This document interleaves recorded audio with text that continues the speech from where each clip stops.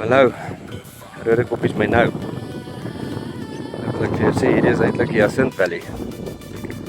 Vanoggend hier aangekom, net na 6, half 7. Al die pad, werk. Daarso 3 lyne in. Kyk hierso. Ons het daar 'n dropper in met 'n tou. En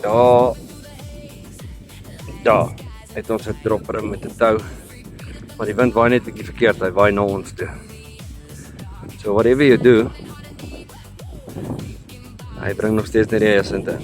Maar nou ja. Ja, is 'n morsige besigheid. Baie. Kyk, as jy nou toe kom jy lus wees vir werk. Ja, jy moet regtig lus wees vir werk. Daar staan 'n Franse bootjie. Hy het so effens 'n openingkie daar. But it's rough. It's very rough.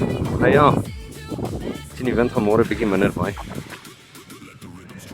Die wind kan waai, het pla my nie, maar net aan die ander kant toe waai. Dan is ons in die bounce seats. Alright, we'll keep you posted.